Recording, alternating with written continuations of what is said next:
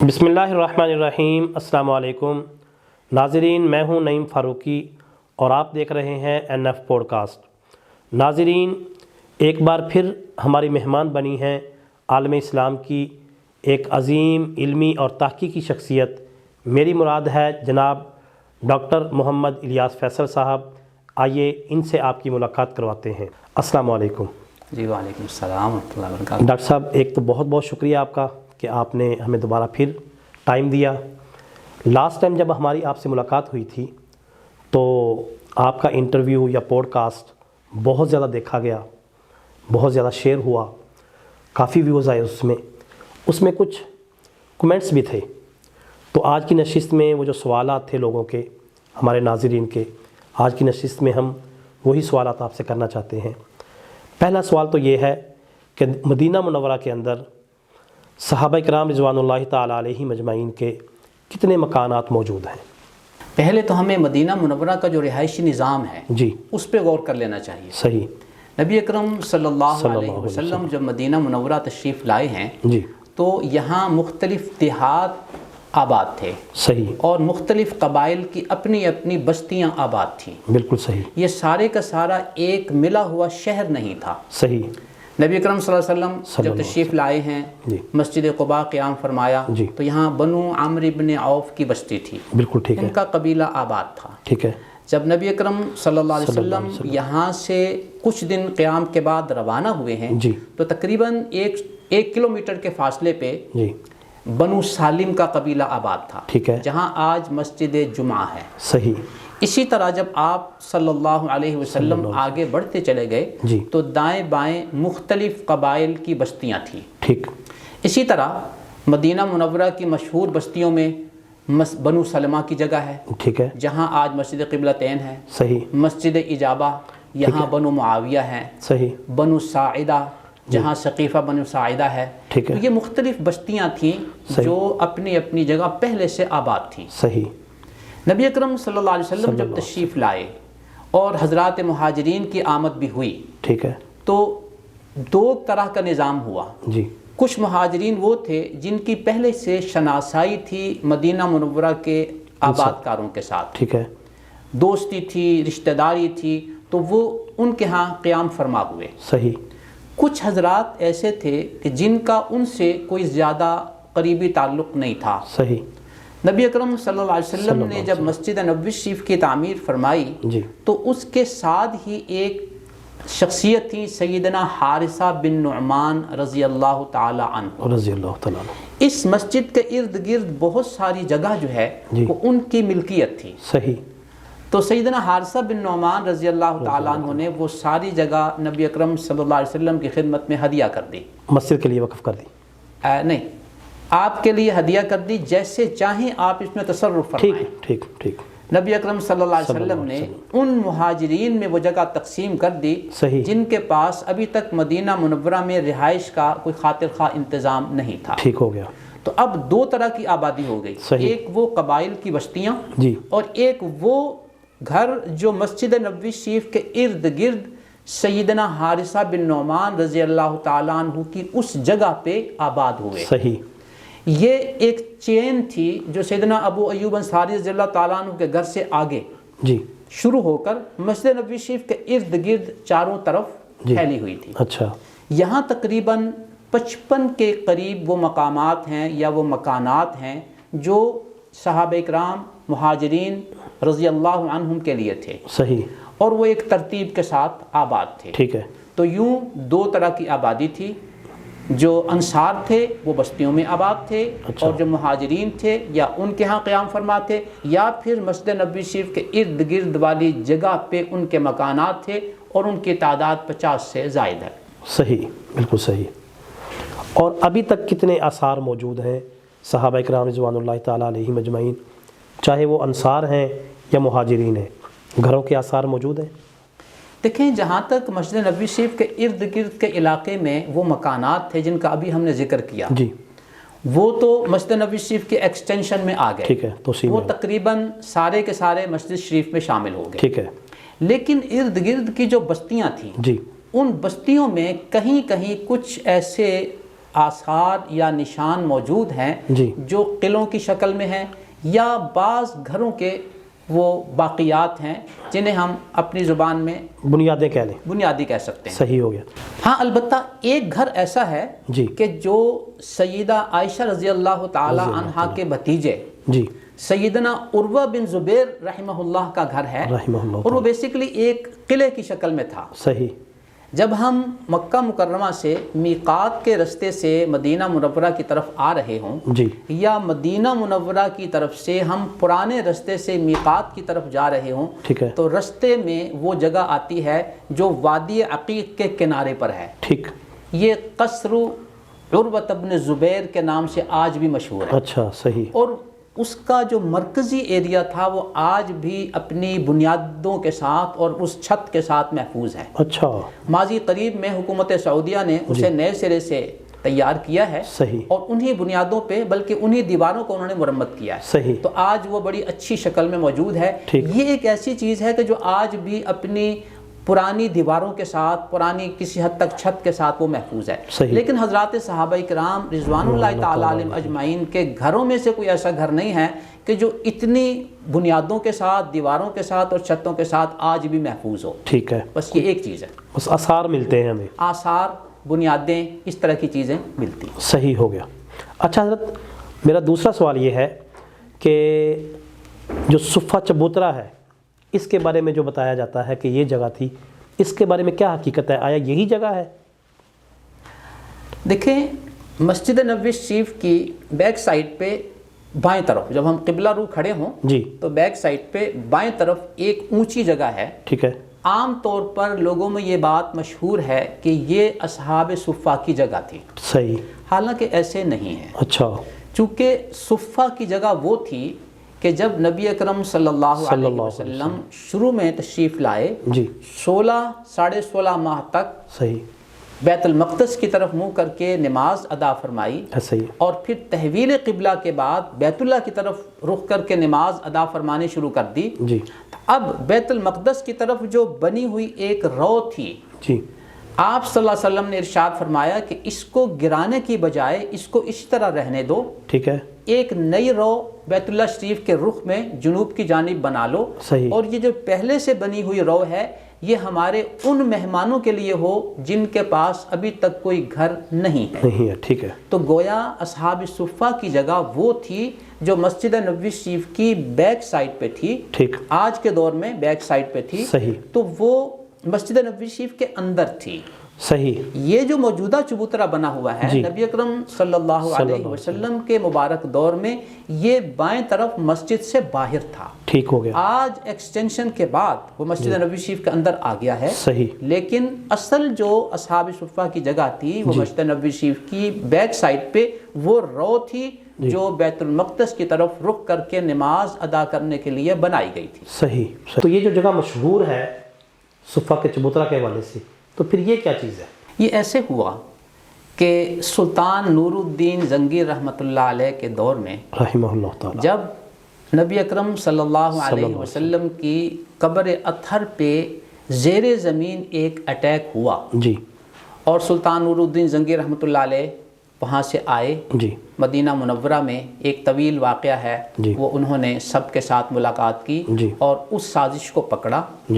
اس موقع پہ جہاں سیدنا نور الدین زنگی رحمہ اللہ نے زیر زمین ایک سیسا پلائی ہوئی دیوار بنوائی، وہیں انہوں نے طے کیا کہ مسجد نبوی شریف کے اندر شب و روز محافظین موجود رہنے چاہیے. صحیح. ان محافظین کے لیے پھر یہ اونچی جگہ بنا دی گئی تاکہ یہ محافظین جب بھی مسجد نبوی شریف میں موجود ہوں تو ان کی وجہ سے عام نمازیوں کو مشکل نہ ہو، اور نمازیوں کی وجہ سے ان کی جگہ وہ کور نہ ہو پائے بلکہ ان کی جگہ متعین ہو. بالکل صحیح. تو یہ اونچی جگہ ان کے لیے بنا دی گئی. صحیح. اسی لیے اس کا نام ہے دکۃ الاغوات. صحیح. آغاؤں کا چبوترا، دکہ چبوترے کو کہتے ہیں. صحیح. تو آغا کہتے ہیں محافظین کو. صحیح. عام طور پہ آغا کا لفظ جو بادشاہوں کے محلات کے محافظ ہوتے ہیں ان کے لیے آغا کا لفظ استعمال ہوتا ہے. صحیح. صحیح. اب یہاں بھی یہ مسجد نبوی شریف کی حفاظت کے لیے تشریف فرما ہوتے تھے تو یہ آغا کہلائے اور ان کے لیے جو بیٹھنے کی جگہ بنا دی گئی وہ دکت الاغوات عربی میں اور آغاؤں کا چبوترا اردو میں ہے۔ بالکل صحیح۔ اب چونکہ وہ جو مسجد نبوی شریف کی بیک سائڈ والی جگہ تھی وہ تو صفوں میں آ گئی، ٹھیک ہے، اب اس کا تعین چونکہ عام طور پہ نظر ہوتے ہوئے نہیں آتا، صحیح، اور لوگوں نے سمجھا کہ شاید یہ جو اونچی جگہ ہے یہ بھی بیک سائڈ پہ ہی ہے، ٹھیک ہے، گو کہ اس وقت یہ مسجد سے باہر تھی، شاید یہی اصحاب صفہ کا چبوترا، تو اس سے یہ بات مشہور ہو گئی کہ یہ جو آغاؤں کا چبوترا ہے جو 6 صدی میں بنا، اس کو لوگوں نے اصحاب صفہ کا چبوترا کہنا شروع کر دیا، جبکہ ایسا نہیں ہے۔ صحیح ہو گیا۔ اچھا حضرت، کہتے ہیں کہ مدینہ منورہ میں جمال ہے اور مکہ المکرمہ میں جلال ہے۔ ہم نے جمال کا تذکرہ تو کر لیا، اب تھوڑا سا جلال کا تذکرہ بھی ہو جائے۔ میں چاہوں گا کہ میرے ناظرین کو مکہ مکرمہ کی تاریخ کے حوالے سے مختصر طور پہ آپ ذرا آگاہ فرما دیں۔ مکہ مکرمہ کی تاریخ کا نقطہ آغاز تو قرآن کریم میں یوں ارشاد فرمایا گیا، جی، ان اول بیت وضع للناس للذی ببکۃ مبارکا وہدی للعالمین، جی، کہ سب سے پہلے جو گھر بنایا گیا جی، وہ بیت اللہ شریف تھا۔ صحیح۔ اس حوالے سے سیدنا آدم علیہ السلام کے بارے میں یہ آتا ہے جی کہ پہلے یہ بیت اللہ شریف سیدنا آدم علیہ السلام کے دور میں بنا، ٹھیک ہے، اور وہ چلتا رہا۔ صحیح۔ سیدنا نوح علیہ السلام کے زمانے میں جب طوفان آیا جی تو اس کی دیواریں گر گئیں، ٹھیک ہے، تاکہ سیدنا ابراہیم علیہ السلام کا دور آیا جی تو انہوں نے اللہ تعالیٰ کے حکم سے یہاں بیت اللہ شریف کی تعمیر فرمائی، ٹھیک ہے، اور قرآن کریم میں اس کا تذکرہ آ گیا وَإِذْ يَرْفَعُ إِبْرَاهِيمُ الْقَوَاعِدَ مِنَ الْبَيْتِ وَإِسْمَاعِيلُ، جی، کہ سیدنا ابراہیم علیہ السلام اور اسماعیل علیہ السلام نے اس بیت اللہ کی تعمیر اثر نو ان بنیادوں پر کی جو بنیادیں پہلے سے موجود تھی، ٹھیک ہے۔ تو گویا ابراہیم علیہ السلام کی یہ تعمیر اول نہیں بلکہ بنیادیں موجود تھیں، انہوں نے ان بنیادوں کو اٹھایا ہے، صحیح۔ تو دوسری تعمیر سیدنا ابراہیم علیہ السلام اور اسماعیل علیہ السلام ان حضرات نے کی، ٹھیک ہے، یہ سلسلہ چلتا رہا، صحیح، تاکہ نبی اکرم صلی اللہ علیہ وسلم کے دور مبارک میں نبوت سے چند سال پہلے جی قریش مکہ نے محسوس کیا کہ بیت اللہ شریف کی دیواریں کمزور ہو گئی ہیں، جی، لہٰذا اس کی تعمیر نو ہونی چاہیے، ٹھیک ہے، انہوں نے اس کے لیے چندے کا اہتمام کیا، صحیح، اور بیت اللہ شریف کی اثر نو تعمیر کی، ٹھیک ہے۔ اس تعمیر میں حجر اسود کا وہ مشہور واقعہ نبی اکرم صلی اللہ علیہ وسلم کے حوالے سے وہ بھی مشہور ہے، جی ٹھیک ہے۔ اچھا، اب یہ تعمیر تقریباً آگے چلتی رہی، صحیح، درمیان میں تاریخ کے 1-2 مرحلوں میں کچھ اتار چڑھاؤ ہوا، صحیح، پھر ترکی حکمرانوں میں سے سلطان مراد عثمانی نے جی بیت اللہ شریف کی اس وقت تعمیر نو کی جب دیواروں میں کچھ ایسی کمزوری آ گئی تھی کہ خطرہ تھا کہ کہیں یہ گر نہ جائے، صحیح، سلطان مراد عثمانی کی یہ تعمیر چلتی رہی اور وہ ماضی قریب تک چلی، صحیح، آج سے تقریباً 27-28 سال پہلے جی ملک فہد رحمہ اللہ نے بیت اللہ شریف کی تعمیر یا ترمیم کی، صحیح، یہ میں 2 لفظ اس لیے استعمال کر رہا ہوں، تعمیر یا ترمیم، ٹھیک ہے، کہ تعمیر اس لحاظ سے ہے کہ تمام پتھروں کو کھول دیا گیا، صحیح، اور ان کو مرتب کیا گیا، ان کی رگڑائی کی گئی اور ان کو بالکل سیدھا کر کے بیت اللہ شریف میں ایک مضبوط بنیادوں کے ساتھ اور مضبوط مسالے کے ساتھ ان کو نئے سرے سے جوڑ دیا گیا، صحیح، اور جو چھت میں لکڑی استعمال کی گئی وہ بھی اچھی قسم کی لکڑی، اور جو درمیان میں پلر پہلے سے چلے آ رہے تھے وہ بھی سیدنا عبداللہ بن زبیر رضی اللہ تعالیٰ عنہ کے دور میں لکڑی کے ستون جو بنائے گئے تھے وہی چلے آ رہے تھے، تو ان کی لکڑی بھی کمزور ہو چکی تھی، وہ 3 ستون بھی جو ہمیں اندر نظر آتے ہیں ان کو بھی انہوں نے بدل دیا، اس لحاظ سے کافی انہوں نے تبدیلی کی، ٹھیک ہے۔ ترمیم بعض مورخین اس لحاظ سے اس کو کہہ دیتے ہیں کہ انہوں نے کچھ زیادہ تبدیلی نہیں کی، پتھر وہی رہے، صرف چھت مرمت کی اور وہ پلر نئے سرے سے لگا دیے گئے. صحیح. تو یوں گویا تاریخ کے ان مراحل میں جو مشہور تعمیریں ہیں سیدنا آدم علیہ السلام کے دور میں، سیدنا ابراہیم علیہ السلام کے دور میں، اور پھر قریش کے دور میں، سلطان مراد عثمانی،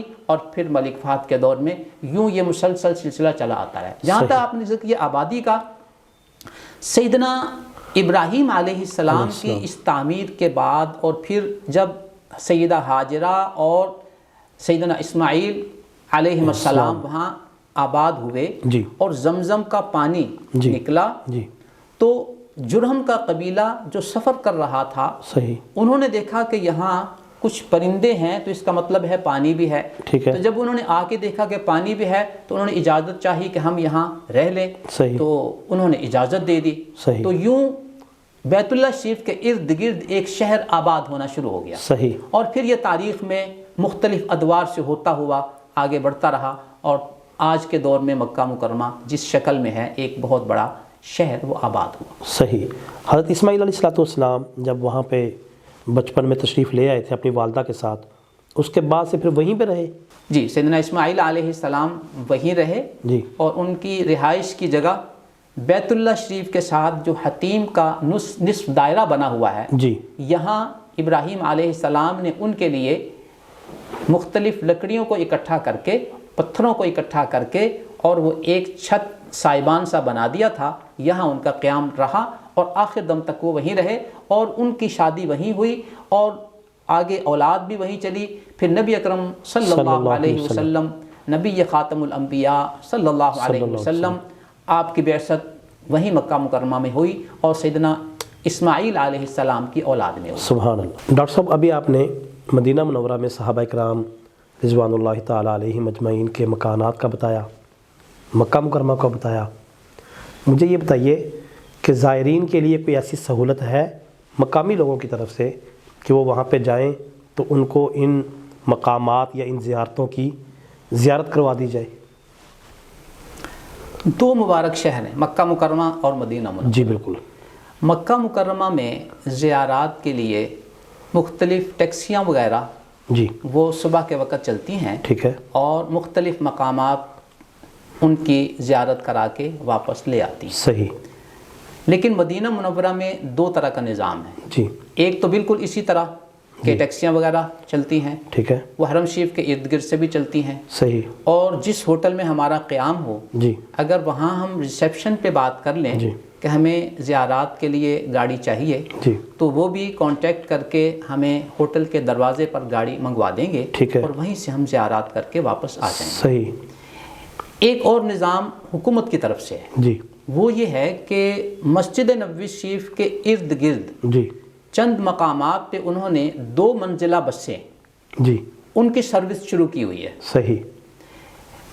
اس میں یہ ہے کہ ایک منظم سرکل ہے، وہ چلتا رہتا ہے. اگر ایک شخص مسجد نبوی شریف سے اس بس میں ٹکٹ لے کے سوار ہو گیا، اب وہ مسجد قباء میں اتر جائے، صحیح، سکون سے نوافل پڑھے، دعا مانگے، عبادت کرے، ٹھیک ہے. اگر وہ بس چلی جائے گی تو پیچھے سے جو دوسری بس آئے گی وہ اسی ٹکٹ کی بنیاد پہ اس میں بیٹھ جائے گا. صحیح. اب اگلے مقام پہ وہ جا کے ان کو اتارے گی. مثلا مسجد قبلتین چلے گئے، اب وہاں جا کے اس نے نماز پڑھنی ہے، دعا مانگنی ہے، تو اس کو اس بات کا فکر نہیں ہے کہ میری مسجد میں رہتے ہوئے گاڑی چلی جائے گی. تو وہ آرام سے آئے، نیکسٹ بس یا تو کھڑی ہوگی یا آ جائے گی چند منٹ میں، اس میں بیٹھ کے آگے چلا جائے. صحیح. مساجد سبعہ پہنچیں گے تو وہاں انہوں نے مساجد سبعہ میں مختلف جگہوں پہ جانا ہے، تحیت المسجد کے نوافل پڑھنے ہیں، دعا مانگنی ہے، تو بالکل اسی طرح سکون سے وہ کریں گے اپنی زیارات، اور نئی بس آنے والی میں بیٹھ کے چلے جائیں گے اسی ٹکٹ میں. پھر اگر وہ شہدائے احد پہ جاتے ہیں تو وہ بس اپنے سرکل میں اپنا ٹائم لگا کے چل پڑے گی. ٹھیک ہے. انہوں نے وہاں 5 منٹ 10 منٹ زیادہ دیر رکنا ہے، یا قریب ہی جبل رماح ہے جو تیر اندازوں والا پہاڑ ہے، شہدائے احد کی خدمت میں سلام عرض کرنے کے بعد اگر انہوں نے اس تیر اندازوں والے پہاڑ کے اوپر جا کر جنگ احد کے نقشے کو سمجھنے کی کوشش کرنی ہے، تو انہیں فکر کی ضرورت نہیں ہے. نیکسٹ جو بس ہوگی وہ اس میں اسی ٹکٹ پہ بیٹھیں گے اور وہ آ کر ان کو مسجد نبوی شریف میں اسی پوائنٹ پہ اتار دے گی جہاں سے انہوں نے سفر کا آغاز کیا تھا. صحیح. تو یوں مدینہ منورہ میں 2 طرح کی یہ زیارات کی سہولت موجود ہے. صحیح. میں حضرت اس حوالے سے پوچھنا چاہ رہا تھا کہ یہ جو آپ نے سہولتیں بتائی ہیں اس میں صرف مقام بتا دیا جاتا ہے کہ یہاں پر مثال کے طور پر احد کو لیں، یہ احد کا مقام ہے. اب احد میں احد کے پہاڑ کے ساتھ مختلف قسم کی زیارتیں ہیں، جہاں پہ آپ صلی اللہ علیہ وسلم نے نماز پڑھائی ہے، جہاں پہ آپ صلی اللہ علیہ وسلم نے ٹیک لگائی، وہ غار کے اوپر چلے گئے تھے. اس قسم کی زیارتیں صرف وہاں کا جو مقامی بندہ ہے وہی بتا سکتا ہے، باہر سے جانے والے بندے کو نہیں پتہ ہوتا. اس حوالے سے میں پوچھنا چاہ رہا ہوں کوئی سہولت موجود ہے؟ اس میں پھر 2 طرح کا سسٹم ہے. ایک تو وہ ہے کہ جو 2-4 مشہور مقامات پہ زیارات کرا کے واپس لے آتے ہیں. مسجد قباء شریف ہو گئی، مسجد قبلتین ہوگی، مساجد صبا ہو گئی اور شہدائے احد. ایسے ہی ان 4 مقامات سے وہ چکر لگوا کے زیارات کروا کے واپس لے آتے ہیں. یہ عام زیارت ہوتی ہے. ٹھیک ہے. لیکن اگر کسی نے تفصیلی طور پر ان مقامات کی زیارت کرنی ہے اور ساتھ کے ساتھ اسے رہنمائی بھی چاہیے کہ یہاں یہ پس منظر تھا، یہ وہ جگہ ہے، تو وہ پھر تفصیلی زیارات کے لیے اپنے ہوٹل کے ریسیپشن سے رابطہ کر لے تو وہ ان کو کوئی ایسا گائیڈ، ایسی گاڑی کا انتظام کروا دیں گے کہ وہی ڈرائیور یا اس کے ساتھ کوئی گائیڈ وہ ان کو ساتھ ساتھ تفصیل بھی بتاتا جائے گا کہ یہ فلاں زیارت ہے اور اس کا پس منظر یہ ہے. ٹھیک ہو گیا. تو اس طریقے سے وہ اس کی سہولت ہے کہ وہ مختصر زیارات کرنا چاہتا ہے یا تفصیلی طور پر معلومات لینا چاہتا ہے، تو یہ حالات پہ ڈیپینڈ کرتا ہے. صحیح صحیح. اچھا ڈاکٹر صاحب، قرآن پاک میں مختلف اقوام کے بے شمار واقعات ہمیں ملتے ہیں. جو سعودی عرب کی حدود ہے اس میں گزشتہ اقوام کے کون کون سے آثار موجود ہیں؟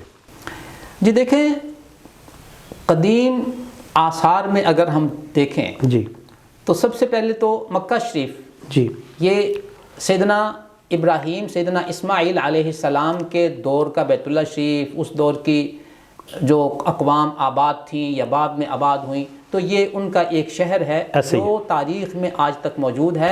اور اگر آدم علیہ السلام کے دور سے شمار کریں تو یہ گویا قدیم ترین شہر جو ہے وہ شمار ہوگا.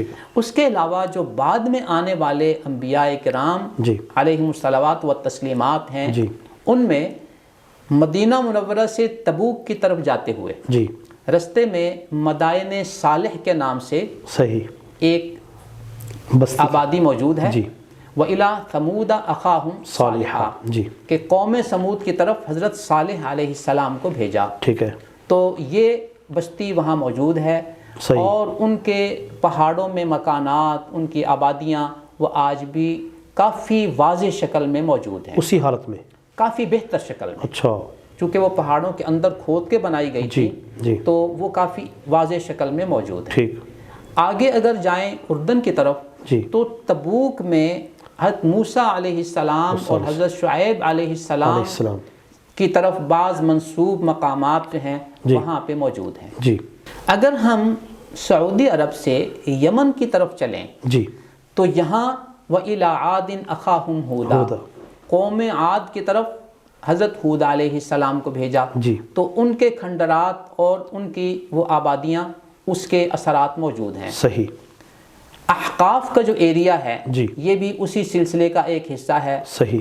سورہ بروج میں جس قوم کا تذکرہ ہے وہ بھی وہاں قریب ہی ہیں، یمن کی حد میں. ٹھیک. تو یوں یہ چند انبیاء علیہم الصلوات و تسلیمات کی اقوام سے متعلق جو علاقے ہیں وہ آج بھی وہاں موجود ہیں. صحیح. اچھا، ایک سوال میں آپ سے پوچھنا چاہوں گا کہ تصوف یہ ایک متوازی دین ہے؟ نبی اکرم صلی اللہ علیہ وسلم کی خدمت عالیہ میں جب حضرت جبریل علیہ السلام آئے اور آپ سے چند سوالات کیے جو حضرت جبریل علیہ السلام کے سوالات کے حوالے سے حدیث جبریل کے نام سے مشہور ہیں، تو ان میں دیگر سوالات کے ساتھ ایک سوال تھا مل احسان، احسان کیا چیز ہے؟ تو آپ صلی اللہ علیہ وسلم نے جو جواب ارشاد فرمایا ان تعبد اللہ کأنک تراہ، تم اللہ تعالیٰ کی عبادت ایسے کرو جیسے تم اللہ تعالیٰ کو دیکھ رہے ہو، فإن لم تکن تراہ فإنہ یراک، اگر تمہارا یہ تصور نہ قائم ہو سکے کہ تم اللہ کو دیکھ رہے ہو تو پھر یہ یقین جان لو کہ اللہ تعالیٰ تمہیں دیکھ رہا ہے۔ اب ہے ایک نماز کی کیفیت، ایک ہے روزے کی کیفیت، ایک ہے اس کیفیت کے اندر روح وہ اس خشوع و خضوع کی ہے اور اس کیف کی ہے جو نماز کی حالت میں اس انداز میں ہوتا ہے کہ میں اللہ کے حضور یوں کھڑا ہوں جیسے کہ میں اللہ تعالیٰ کو دیکھ رہا ہوں۔ اب یہ کیفیت نبی اکرم صلی اللہ علیہ وسلم کے دور میں آپ کی کامل تربیت سے حضرات صحابہ اکرام رضوان اللہ تعالی علیہم اجمعین میں پیدا ہو گئی۔ پھر حضرات صحابہ کرام رضوان اللہ تعالی علیہم اجمعین کی کامل تربیت سے حضرات تابعین میں یہ کیفیت پیدا ہو گئی۔ لیکن جب آگے سلسلہ چلا تو پھر اسپیشلائزیشن کا دور شروع ہو گیا کہ کوئی مفسر ہے، کوئی قرآن کریم کی قراءات کا عالم ہے، کوئی حدیث کا عالم ہے، کوئی فقہ کا عالم ہے۔ اب اس کا مطلب یہ نہیں ہے کہ اگر کوئی مفسر ہے تو اسے حدیث نہیں آتی، اگر کوئی محدث ہے اسے فقہ نہیں آتی، نہیں، اس کی اسپیشلائزیشن جو ہے وہ قراءت میں ہے، تفسیر میں ہے، حدیث شریف میں ہے، فقہ میں ہے۔ تو اسی طرح یہ جو علم تھا ان تعبد اللہ کأنک تراہ، احسان کی کیفیت والا جو علم تھا، یہ کیفیت کے علم والے لوگ جو ہیں یہ بھی اسپیشلسٹ ہو گئے۔ اب وہ صوفیاء کہلائے۔ اب اس کا مطلب یہ نہیں ہے کہ حضرات صوفیاء کو قرآن نہیں آتا تھا یا تفسیر نہیں آتی تھی، نہیں، ان کی اسپیشلائزیشن یہ کیفیت تھی۔ بالکل ٹھیک ہے۔ اور قرآن کریم میں اس کیفیت کو تزکیے سے تعبیر کیا گیا، قد افلح من زکاہا، کامیاب ہوا وہ شخص جس نے اپنے نفس کا تزکیہ کر لیا۔ بالکل ٹھیک ہے۔ اب یہ جو تزکیے کی کیفیت ہے یہ وہی احسان کی کیفیت ہے۔ ٹھیک ہے۔ تو اس لحاظ سے احسان، تصوف، تزکیہ یہ مختلف الفاظ ہیں جن کا مصداق ایک ہے۔ یہاں ایک چیز کو ہم نے دیکھنا ہے کہ جیسے ہر چیز میں روپ اور بہروپ یہ دونوں چیزیں ہوتی ہیں، ٹھیک ہے، بعین ہی اسی طرح حضرات صوفیاء کرام ان کا ایک روپ تھا اور کچھ لوگوں نے ان کے روپ میں بہروپ بنا لیا، ان کی وجہ سے پھر وہ تصوف میں کچھ ایسی کیفیات آ گئیں جو تصوف کی اصل تعلیمات سے تعلق نہیں رکھتی تھیں، جو شریعت سے تعلق نہیں رکھتی تھیں۔ ان کو بدعات کہا جائے گا، ان کو خرافات کہا جائے گا، ان کو مرد عورت کا اختلاط کہا جائے گا، ان کو رقص کہا جائے گا، ان کو دھمال کہا جائے گا۔ اس کا تصوف سے کوئی تعلق نہیں ہے۔ بالکل ٹھیک ہے۔ تو اگر ہم تصوف کا تذکرہ کرتے ہیں تو ان کی وہ تعلیمات ان کا اعتبار ہوگا جو شریعت سے مطابقت رکھتی ہیں۔ اگر شریعت سے مطابقت نہیں رکھتی تو وہ بہروپ ہے۔ ٹھیک ہے۔ وہ اعمال معتمد ہوں گے جو شریعت سے مطابقت رکھتے ہیں، جو اعمال شریعت سے مطابقت نہیں رکھتے وہ بدعات اور خرافات شمار ہوں گے۔ صحیح۔ اب بڑی سیدھی سی بات ہے، اگر کوئی شخص ان بدعات و خرافات والے تصوف کی بنیاد پہ یا ان تعلیمات کی بنیاد پہ جو اصل تصوف کی تعلیمات نہیں ہیں، ٹھیک ہے، اور غلط تعلیمات ہیں، وہ بہروپ والے تصوف کو تصوف سمجھ کر یہ کہہ دے کہ تصوف دین کے یا شریعت کے متوازی ایک چیز ہے، تو یہ مس گائیڈنس ہوگی، یہ کنفیوژن ہوگی، یہ غلط فہمی ہوگی۔ صحیح، دو الگ الگ چیزیں ہیں۔ تو اصل تصوف وہی ہے جس کی تعلیمات شریعت اسلامیہ سے مطابقت رکھتی ہیں، جس کے اعمال و معمولات شریعت اسلامیہ سے مطابقت رکھتے ہیں۔ لیکن تصوف کا جو بہروپ ہے نہ اس کی تعلیمات شریعت سے مطابقت رکھتی ہیں، نہ ان کے اعمال شریعت سے مطابقت رکھتے ہیں۔ اب اس بہروپ کو تصوف کہہ کے یہ کہہ دینا کہ تصوف شریعت کے متوازی ایک اور دین ہے تو یہ مس گائیڈنس ہے، یہ کنفیوژن ہے، یہ غلط فہمی ہے۔ تو اس کیفیت کو ہمیں بالکل واضح طور پہ سمجھ لینا چاہیے۔ بالکل صحیح ہو گیا، بہت شکریہ۔ اچھا ڈاکٹر صاحب، یہ شعبان کا مہینہ ہے، آگے رمضان ہے۔ رمضان میں آپ صلی اللہ علیہ وسلم کا فرمان مبارک ہے کہ جس نے رمضان میں عمرہ کیا اس نے ایسے ہے جیسے میرے ساتھ حج کیا۔ اس وجہ سے لوگوں کی کوشش یہ ہوتی ہے کہ ہم رمضان المبارک میں عمرہ کریں، بہت زیادہ لوگ جاتے ہیں بڑی تعداد میں، اور شوال کے بعد ایک حج کا سیزن بھی شروع ہو جاتا ہے. تو میں چاہوں گا کہ حج اور عمرہ کے کچھ مسائل بھی آپ سے پوچھوں. ان میں سے پہلا مسئلہ یہ ہے کہ احرام باندھنے کی جو جگہ ہے یا میقات ہے وہ کون سی ہے؟ عمرہ تو سال بھر چلتا رہتا ہے جی. ہاں رمضان میں زیادہ ہوتا ہے. ٹھیک ہے. اسی طرح حج میں لوگوں کا ماشاءاللہ جانا وہاں زیادہ ہوتا ہے. جی. تو یہ بڑا اہم مسئلہ ہے کہ میقات سے پہلے ہم نے احرام باندھنا ہے، کب باندھنا ہے. ٹھیک ہے. نبی اکرم صلی اللہ علیہ وسلم نے ان مقامات کا تعین کر دیا مکہ مکرمہ سے ارد گرد جی. جہاں چاروں طرف سے آنے والے لوگوں کے لیے ایک حد متعین کر دی کہ اس حد سے احرام باندھے بغیر آگے نہیں بڑھنا. ٹھیک ہے. اور اس سے پہلے احرام باندھنا ہے یا وہاں آ کر احرام باندھ کے آگے بڑھنا ہے. ٹھیک ہو گیا. اس کا نام ہے میقات. صحیح. اب جی. اگر کوئی شخص ہمارے اس ملک سے سفر کرتا ہے عمرے یا حج کے لیے جی. یا دنیا میں کسی بھی ملک سے وہ سفر کرتا ہے، ٹھیک ہے. تو ان کے رستے میں جو میقات کی جگہ ہے وہ متعین ہے. ٹھیک ہے. تو اسے اس جگہ کا اندازہ کر لینا ہے. صحیح. اور اس سے پہلے اسے احرام باندھنا ہے. صحیح. اگر تو وہ بائی ایئر جا رہا ہے جی. تو بعض ایئر لائنز میں اس بات کا اہتمام ہوتا ہے کہ وہ میقات آنے سے پہلے باقاعدہ اعلان کرتے ہیں کہ میقات آنے والا ہے. جی. لہٰذا جو حضرات عمرے کے لیے یا حج کے لیے تشریف لے جا رہے ہیں وہ احرام باندھنے کا انتظام کر لیں جنہوں نے ابھی تک احرام نہیں باندھا. ٹھیک ہے. لیکن کبھی ایسا ہوتا ہے کہ بعض ایئر لائنز یہ اعلان نہیں کرتی. صحیح. یا ایسے ہوتا ہے کہ ایئر لائنز والوں نے اعلان کر دیا، وہ کئی اعلانات درمیان میں کرتے رہتے ہیں.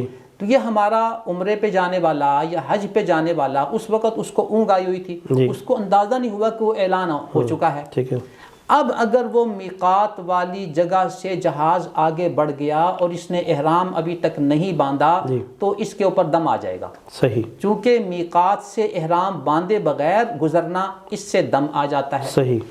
تو اب اس کی ایک آسان شکل تو یہی ہوتی ہے کہ ہر آدمی اپنے ایئرپورٹ سے احرام باندھ کے چلا جائے. ٹھیک ہے. وہیں سے نیت کر لے. جی. صحیح. فرق صرف اتنا ہوگا کہ احرام کی پابندیوں میں 1-2 گھنٹے اسے مزید رہنا پڑے گا. جی. ٹھیک ہے. کہ میقات کے بعد بھی وہ احرام کی پابندیاں تو آنی ہیں. جی. تو 1-2 گھنٹے پہلے ان پابندیوں میں آ جائے. صحیح. تو ایئرپورٹ سے ہی اپنے احرام کی چادریں باندھ کے، ٹھیک ہے، عمرہ ہے تو عمرے کی نیت کر کے، حج ہے تو حج کی نیت کر کے، لبیک پڑھ کے یہیں سے نیت باندھ کے روانہ ہو جائے. صحیح.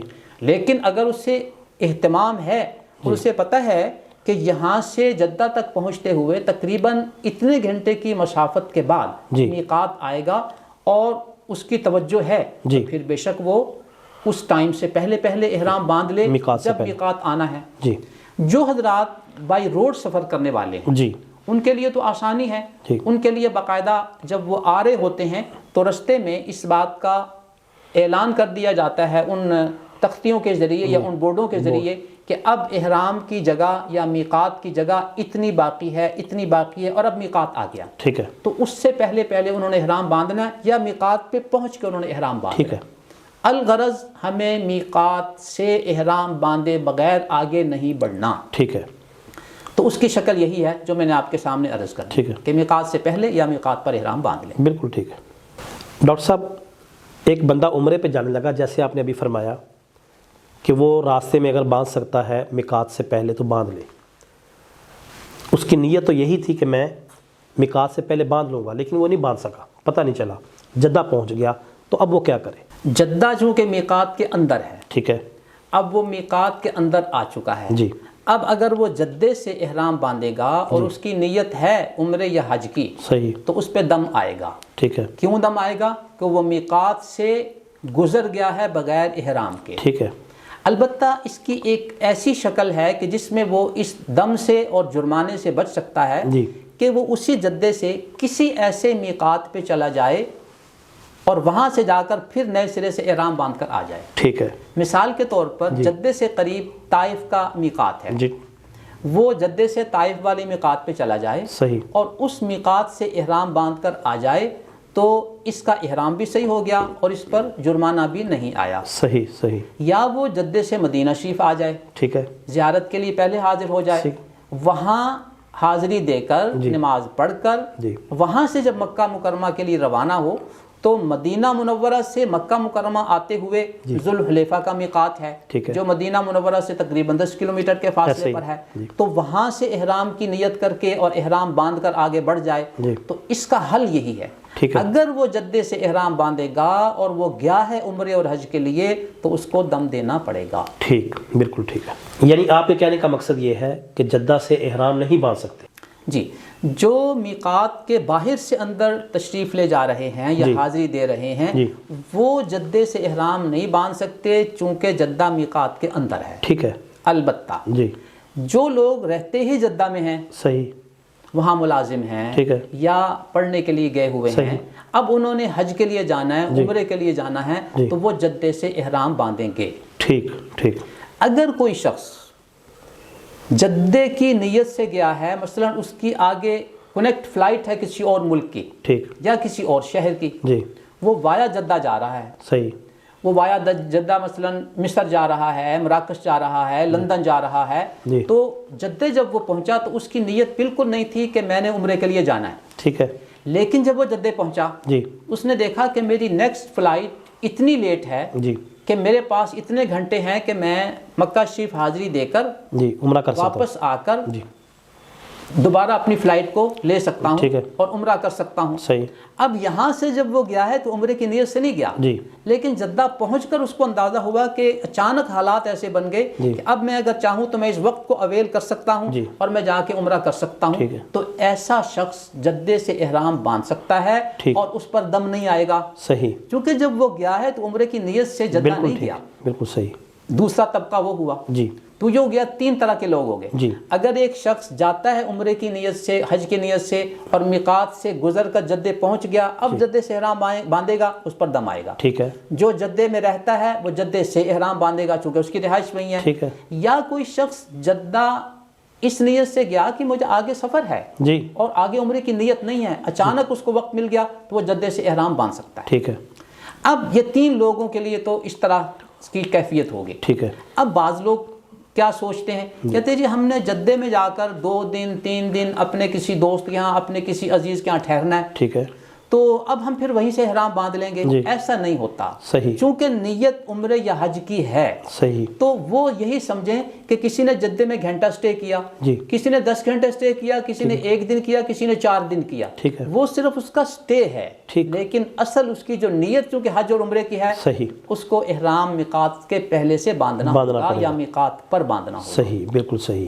یعنی جس نے اپنے کسی عزیز کے پاس ٹھہرنا ہے تو وہ عمرے کے بعد ٹھہر لے، آ کے یا بعد میں ٹھہر لے یا پھر احرام کی حالت میں رہے۔ ڈاکٹر صاحب، ابھی آپ نے میقات کا بتایا کہ میقات سے پہلے پہلے احرام باندھنا ہے ورنہ دم لازم ہوگا۔ اب کچھ لوگ تو میقات سے پہلے احرام باندھ لیتے ہیں اور کچھ مسجد عائشہ جا کر احرام باندھتے ہیں، وہاں سے احرام باندھنا کیسا ہے؟ یہ بڑا اہم سوال ہے آپ کا۔ اس میں بعض حضرات کو تھوڑی سی کنفیوژن ہو جاتی ہے۔ ٹھیک ہے۔ ایک ہے حد میقات، یہ بڑا دائرہ ہے، ٹھیک ہے، جو مکہ مکرمہ سے دور دور نشانات ہیں میقات کے۔ ایک حد حرم ہے، صحیح، تو باہر سے آنے والے حضرات کو میقات سے پہلے احرام باندھنا ہے۔ ٹھیک ہے۔ جب کوئی شخص مکہ مکرمہ پہنچ گیا، اس نے عمرہ کر لیا، صحیح، اب اگر وہ دوسرا عمرہ کرنا چاہتا ہے، ٹھیک ہے، اس کو اب میقات پہ جانے کی ضرورت نہیں ہے، صحیح، اب وہ حد حرم سے جا کر احرام باندھ کے آ سکتا ہے۔ صحیح، صحیح۔ اب حد حرم میں قریب ترین حد مسجد عائشہ رضی اللہ تعالیٰ عنہ کی ہے، تو کوئی شخص وہاں جا کر اگر احرام باندھنا چاہتا ہے تو وہ باندھ کے احرام عمرہ کر سکتا ہے۔ ٹھیک ہے۔ مکہ مکرمہ کے جتنے بھی رہائشی ہیں، چاہے وہ مستقل رہائشی ہوں، ٹھیک ہے، چاہے وہ یہاں سے عمرے پر گئے ہوئے ہوں، صحیح، اب اگر انہوں نے مکہ مکرمہ سے عمرہ کرنا ہے تو وہ حد حرم پر آئے گا، حد میقات پر نہیں آئے گا۔ صحیح، صحیح۔ اچھا، کچھ دور کی حد میں جعرانہ ہے، تو اگر کوئی وہاں سے جا کر حد احرام باندھنا چاہتا ہے تو وہاں سے احرام باندھ کر آ سکتا ہے۔ تو یوں گویا حد میقات اور چیز ہے جو باہر سے آنے والوں کے لیے حد ہے اندر جانے کی احرام کے ساتھ۔ صحیح۔ ایک حد حرم ہے جو مکہ مکرمہ کے اندر، چاہے سفر کی وجہ سے وہاں رہ رہا ہو یا مستقل رہ رہا ہو، اس نے اگر عمرہ کرنا ہے تو وہ حد حرم پر آئے گا، وہ کسی بھی حد حرم پہ آ جائے۔ بالکل صحیح۔ جدہ کی طرف آئیں تو یہاں بھی ایک درمیان میں رستہ ہے، ایک جگہ ہے صلح حدیبیہ کے قریب تو وہاں سے احرام باندھ سکتا ہے. تو یہ حد حرم، حد میقات، یہ دونوں کا فرق واضح رہنا چاہیے. بالکل صحیح، بالکل صحیح. اچھا ڈاکٹر صاحب، حج اور عمرہ کے حوالے سے اگلا سوال، حج یا عمرہ پہ جانے سے پہلے لوگوں کو کس چیز کا اہتمام کرنا چاہیے؟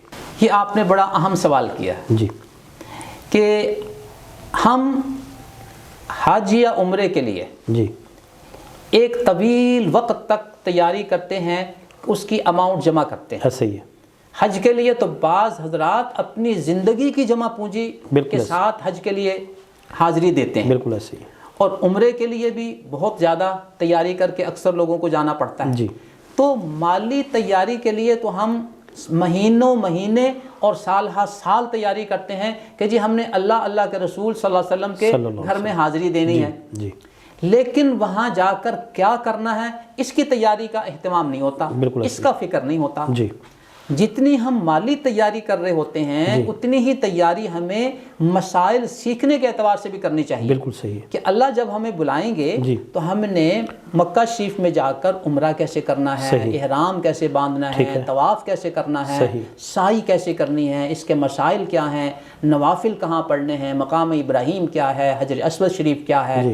تو ان ساری کی ساری چیزوں کا ہمیں علم ہونا چاہیے، مسائل کا ادراک ہونا چاہیے، تیاری ہونی چاہیے. اور اس کے لیے بعض جگہوں پہ جو حج ٹریننگ کورسز ہوتے ہیں یا عمرہ ٹریننگ کورسز ہوتے ہیں ان سے بھی کافی رہنمائی مل جاتی ہے. اس کے علاوہ یہ ہے کہ اس سلسلے میں جو کتابیں ماشاءاللہ علماء لکھ چکے ہیں، مختصر بھی ہیں، تفصیلی بھی ہیں، تو ان کتابوں کا مطالعہ کرنا چاہیے. جانے سے پہلے ہمیں ایک نقشہ اور ایک خاکہ وہ بنا کے جانا چاہیے کہ گھر سے رخصت ہو کر ان ارکان کی ادائیگی تک ہمیں کن کن چیزوں کو ادا کرنا ہے، کیسے ادا کرنا ہے. صحیح، ٹھیک ہے. تو یہ بڑا ضروری ہے. اگر یہ تیاری نہیں کریں گے تو پھر وہاں جا کر جب نئے نئے مسائل درپیش ہوں گے اور وہاں کسی کو خوش قسمتی سے علماء مل جائیں گے، ان سے وہ پوچھ لے گا، اگر نہیں ملیں گے تو پھر غلطی ہوگی. جب غلطی ہوگی تو جس مقصد کے لیے ہم گئے تھے کہ اللہ رب العزت کو ہم راضی کریں، تو غلطی کی وجہ سے ہمارا عمل ہی متاثر ہو گیا، یا پھر یہ کہ جرمانہ آ گیا جسے ہم دم کہتے ہیں کہ کم سے کم ایک جانور جو ہے وہ ذبح کرنا ہے مکہ مکرمہ کی حدود کے اندر. تو اس سب سے بچنے کے لیے اچھی ترتیب اور شکل یہ ہے کہ یہاں جانے سے پہلے ان کاموں کو سیکھ کر جائیں. بالکل. آج اگر ہم نے کراچی جانا ہے، پشاور جانا ہے، کوئٹے جانا ہے، تو ہم پورے کے پورا اس کا جو نقشہ بنا کے جاتے ہیں کہ کس گاڑی پہ بیٹھنا ہے، کہاں سے بیٹھنا ہے، وہاں جا کر کہاں اترنا ہے، آگے ہمیں کس نے ریسیو کرنا ہے، ہم نے جہاں پہنچنا ہے ان کی جگہ کون سی ہے، ان کا ایڈریس کون سا ہے، وہاں پہنچنے کا طریقہ کیا ہوگا. یہ ساری تیاری ہم کر کے جاتے ہیں. تو حج و عمرے کے لیے تو ایک دور کا سفر ہے، ارکان بہت زیادہ ہیں، تو اس کے لیے بھی ہمیں تیاری کرنی چاہیے. اگر ہم کر کے جائیں گے تو ہم انشاءاللہ بہت اچھے طریقے سے ان عمرے اور حج کے اعمال کو ادا کر سکیں گے. جی بالکل ایسے ہی، بالکل ایسے ہی. اچھا ڈاکٹر صاحب، میں نے پاکستان کے اندر بہت سارے ایسے حجاج جنہوں نے ایک دو نہیں کئی حج کیے ہوئے، ان کو دیکھا ہے کہ وہ نمازیوں کے آگے سے گزرتے ہوئے ذرا بھی پرواہ نہیں کرتے، بے جھجک گزر جاتے ہیں. اگر ان کو آپ سمجھائیں گے، روکیں گے، تو وہ حوالہ دیں گے بیت اللہ شریف کا کہ جی وہاں پہ دیکھیں ایسے ہوتا ہے، جبکہ وہاں پہ طواف ہو رہا ہے، وہاں تو کچھ حالت میں مجبوری بھی ہے، مگر حدیث مبارکہ میں تو بڑی سخت وعید ہے. اس حوالے سے آپ کیا فرمائیں گے؟ جی، حدیث مبارکہ میں نمازی کے آگے سے گزرنے کی جو وعید ہے وہ ہر جگہ کے لیے ہے. ٹھیک. البتہ مطاف کے اندر یعنی بیت اللہ شریف کے ارد گرد جو صحن ہے اس کو مطاف کہتے ہیں. ٹھیک ہے.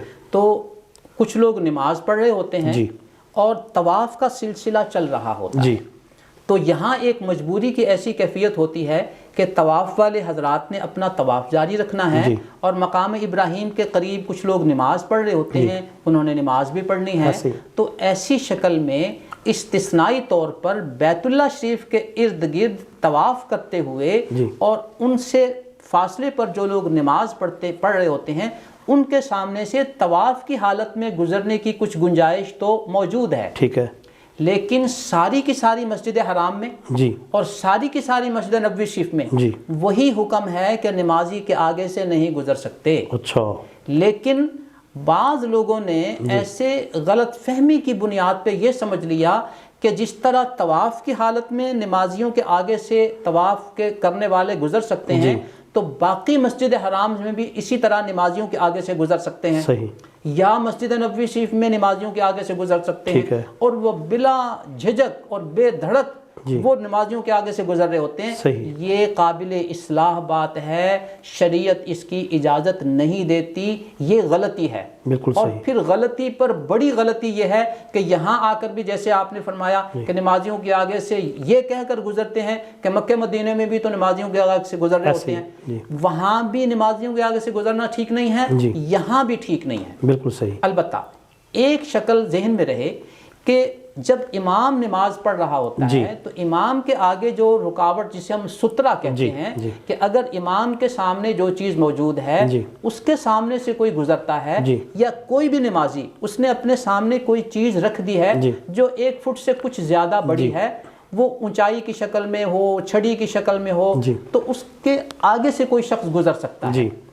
تو اب چونکہ امام کے آگے وہ چیز موجود ہوتی ہے تو با جماعت نماز پڑھنے والے جو لوگ ہوتے ہیں، اب یہاں اگر کسی شخص کو ان نمازیوں کے آگے سے جو با جماعت نماز پڑھ رہے ہوتے ہیں ان کے سے آگے سے کسی وجہ سے گزرنا پڑ جائے جماعت کی حالت میں، تو وہاں گنجائش موجود ہے، کیونکہ سترہ امام کا جو ہے وہ باقیوں کے لیے سترہ شمار ہوگا اور وہ رکاوٹ شمار ہوگی۔ بالکل ٹھیک۔ تو مثلا کسی کا خدا نخواستہ نماز میں وضو ٹوٹ گیا، اب اس کو گزر کے جانا ہے، تو اب اگر وہ نمازیوں کے آگے سے جماعت کی حالت میں گزرتا ہے تو اس کی گنجائش ہے۔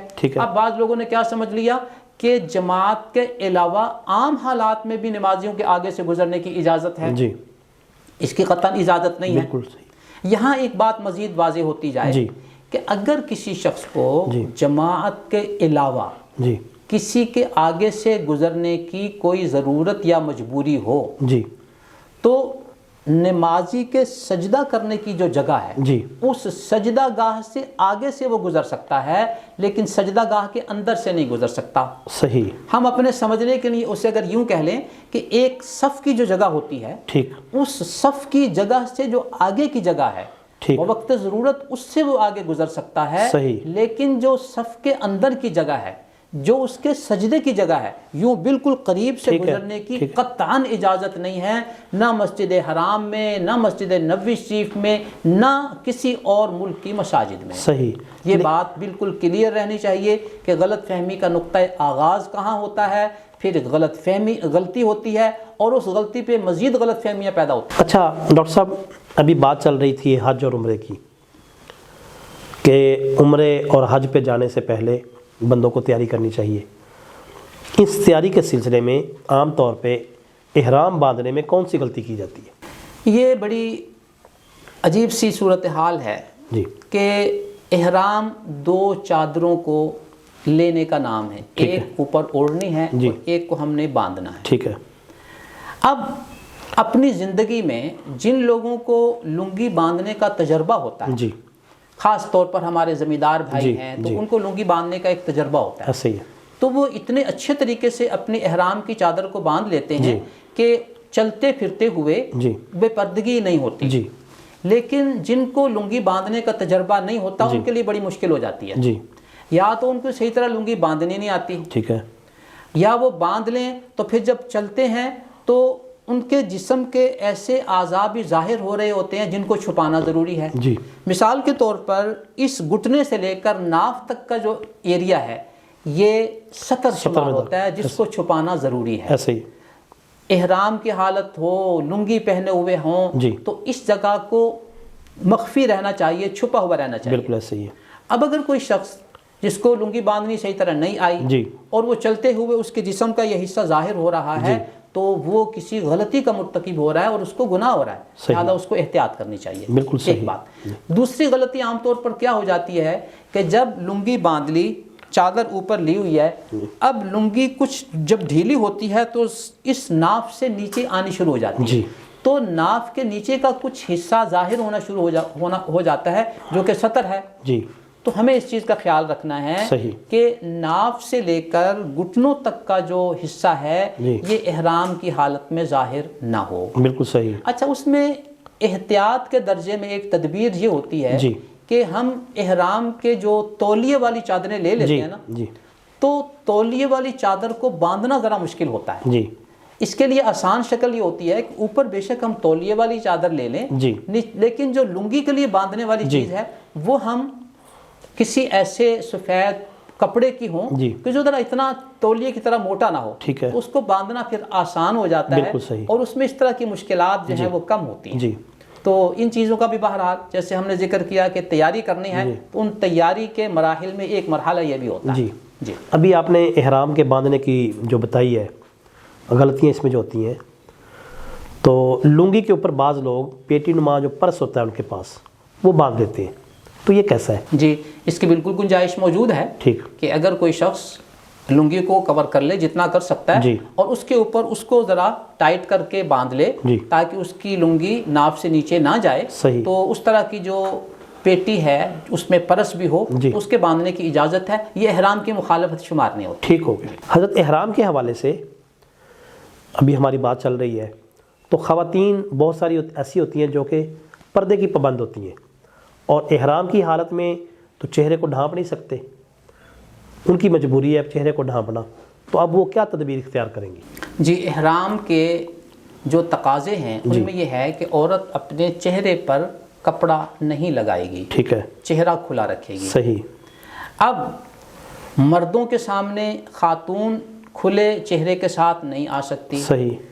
حضرات ازواج مطہرات علیہم السلام رضی اللہ عنہم اجمعین, ان کے بارے میں آتا ہے, وہ فرماتی ہیں کہ ہم جب طواف کی حالت میں ایسی جگہ پہنچتے جہاں سامنے سے کہیں مرد آ رہے ہوتے تو ہم اپنے چہرے پر کپڑا کر لیتی ہیں. صحیح.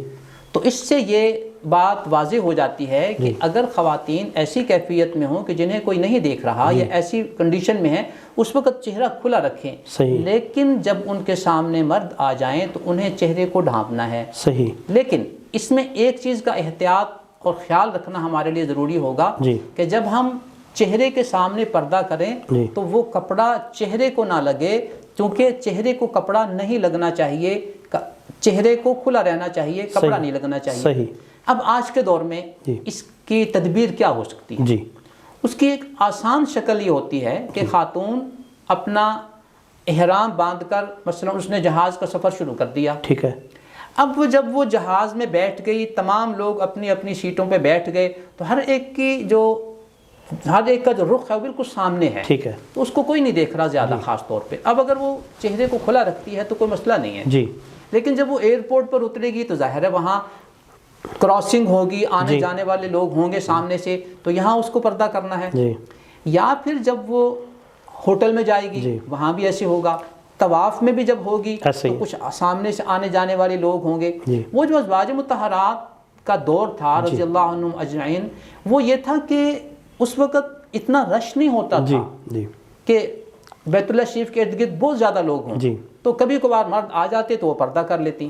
اب یہاں جہاں جہاں مردوں کے سامنے آنے کا امکان ہو اور کپڑا بھی منہ کو نہیں لگنا چاہیے, تو اس کی ایک شکل یہ ہوتی ہے کہ ایک شیڈ نما چیز وہ مل جاتی ہے, وہ بکرم کی ہو, وہ کسی اور چیز کی ہو, وہ یہاں لگا کر اس کے پیچھے الاسٹک ہوتا ہے, تو اس کو سر کے اوپر وہ لٹکا یوں باندھ دیتی ہیں. اب جو نقاب ہوگا وہ اس کے اوپر سے جب وہ لگائیں گی تو وہ سامنے بھی آ جائے گا اور ان کے چہرے کو بھی نہیں لگے گا. ٹھیک ہے. تو خواتین نے جب وہ لگایا ہوگا تو جب انہوں نے نقاب اوپر کرنا ہے اوپر کر لیں, جو ہی انہوں نے دیکھا کہ یہاں ہمیں پردے کی ضرورت ہے تو اس پردے کو وہ آگے کر لیں, تو وہ سامنے سے ہوتا ہوا چہرے کو بھی نہیں لگے گا اور فاصلے پہ بھی ہوگا اور پردہ بھی ہو جائے گا. یہ ایک مناسب سی آسان تدبیر ہے آج کے دور میں. اب کپڑا منہ کو نہ لگے, اس کے لیے انہیں ہلکا سا سہارا دے کر رکھنا چاہیے اس نقاب کو, تاکہ وہ چہرے کو نہ لگے ہوا کی وجہ سے یا کسی وجہ سے. تو اس طریقے سے ان کا پردہ بھی ہو جائے گا, اور جو سیدات ازواج مطہرات کا ایک عمل تھا اس پر عمل بھی ہو جائے گا. جی بالکل صحیح. اس حوالے سے جو کیپ ملتی ہے عام طور پہ وہ اگر پہن لی جائے تو میرے خیال میں کیپ پہن لیں, یا وہ بکرم نما کوئی چیز اس طرح کی کوئی بھی چیز ہو جس سے پردہ بھی ہو جائے, چہرے کو کپڑا بھی نہ لگے, اس کی گنجائش موجود ہے. ڈاکٹر صاحب آپ کا بہت شکریہ, اللہ تعالیٰ آپ کو جزائے خیر دے. یہ آپ کی انتہائی شفقت ہے, ہم نے آپ سے جب بھی ٹائم مانگا آپ نے خوش دلی کے ساتھ ٹائم دیا ہمیں. اللہ تعالیٰ آپ کی تمام قسم کی محنت کو قبول فرمائے, اور اللہ تعالیٰ ہمیں بھی آپ کے علم سے نفع اٹھانے کی توفیق عطا فرمائے۔ جی ناظرین، یہ ہماری نشست تھی ڈاکٹر الیاس فیصل صاحب کے ساتھ۔ انشاءاللہ ہم اگلی محفل میں کسی نئے مہمان کے ساتھ آپ کے سامنے حاضر ہوں گے۔ اس وقت تک کے لیے اجازت دیجیے، اللہ حافظ۔